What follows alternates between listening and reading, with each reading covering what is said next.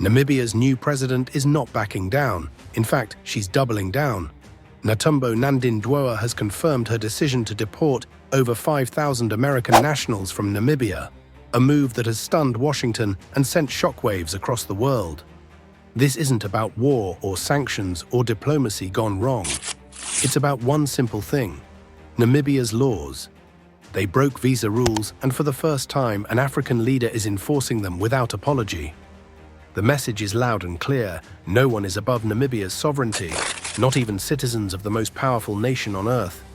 The deportation earthquake. When the announcement broke, it didn't sound real at first.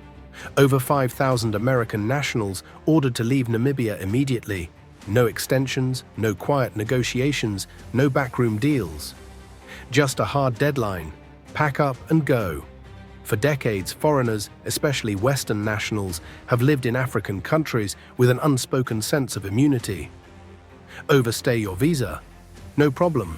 Work on a tourist permit? Someone will look the other way. But Netumbo Nandi-Ndaitwah shattered that illusion in one stroke. She made it clear that the same immigration laws that apply to Namibians abroad will now apply to foreigners inside Namibia. Washington's reaction was swift: disbelief, followed by anger. Diplomats whispered about overreach, corporations worried about contracts, and NGOs scrambled to check their paperwork. But inside Namibia, something else was happening. Ordinary citizens felt a surge of pride. For the first time in living memory, their government was standing up to the West, not with speeches, but with actions.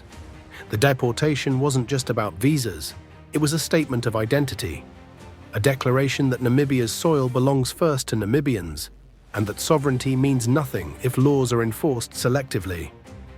And as the first American flights departed, Windhoek filled with those ordered out, one message echoed across the continent: if America can deport Africans for paperwork mistakes, then Africa can do the same. Before we continue, here's a quick reminder. Make sure you like this video, share it with others, and subscribe to our channel so you never miss powerful stories shaping Africa's future. A president who won't blink. When most African leaders face pressure from Washington or Brussels, the outcome is almost predictable: a press statement full of excuses, a quiet retreat, or an apology framed as diplomatic understanding. But President Netumbo Nandi-Ndaitwah is cut from a different cloth. Since taking office, she has repeated one line over and over again: Namibia is not a playground for powerful nations. We have laws, and they will be respected. At first, critics thought it was just political rhetoric, the kind of fiery speech new leaders often make before bowing to foreign pressure. But with the deportation order against over 5,000 American nationals, she proved she meant every word. The American embassy pushed back, urging her government to reconsider. Business elites warned that investments could dry up. Western NGO framed the deportations as a violation of human rights. Still, Nandi-Ndaitwah stood firm. Her message was simple: if a Namibian overstays their visa in the United States, they are deported without mercy. Why should it be different here? Her stance struck a nerve across Africa. In Ghana, Nigeria, South Africa, and Kenya, people began asking why their leaders weren't bold enough to take similar steps. Suddenly, Namibia was no longer just a small southern African nation. It was the front line of a new conversation about equality, respect, and sovereignty. And for Nandi-Ndaitwah, backing down was never an option. Immigration enforcement and sovereignty. At the heart of Namibia's decision lies a simple but powerful principle: sovereignty means applying the law equally to everyone. For decades, African travelers to the West have faced some of the strictest immigration rules in the world. A missed deadline on a visa, even by a few days, can lead to arrest, fines, or immediate deportation. Families are separated, careers are cut short, and there is little room for mercy.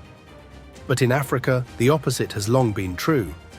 Thousands of Western nationals, especially Americans and Europeans, enter with tourist or work visas, overstay for months or even years, and face no consequences.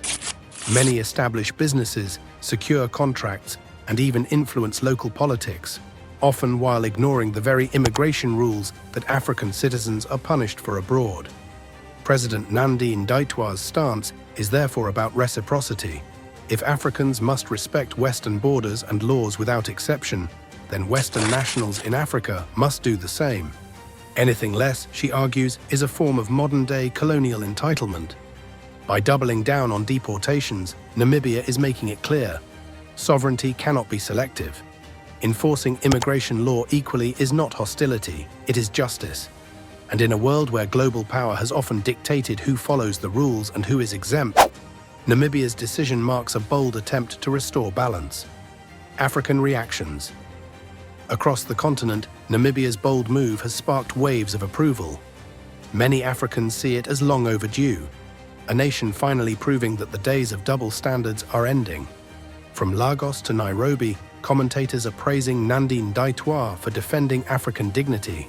Social media buzzes with support, calling her a leader unafraid to confront Western entitlement. Of course, there are also voices of caution. Some fear that such measures might hurt investment, tourism, or international relations. Yet even these critics admit that the principle of reciprocity is hard to argue against. For years, Africans deported from Europe or America had no choice but to accept it. Now Namibia is showing that Africa, too, can enforce its rules. To many, it feels like justice finally coming full circle, a powerful reminder that African nations are no longer silent on matters of sovereignty. Western backlash.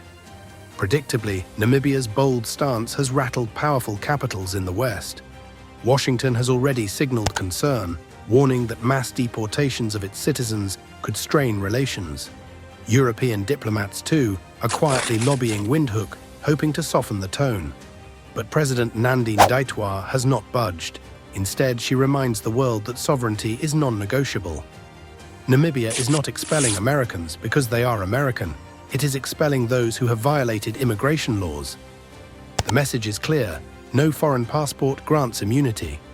Western media, however, has painted a different picture, portraying Namibia as anti-foreigner and accusing its leaders of populist grandstanding. Yet, inside Africa, many see the backlash as proof of a double standard. The same countries that deport Africans daily now panic when the tables turn. For Namibia, this moment is not about pleasing Washington or Berlin. It is about setting a precedent. Respect our laws or face the consequences.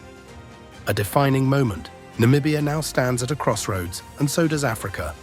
By doubling down on deporting over 5,000 American nationals, President Nandi-Ndaitwah is sending a message far beyond Windhoek.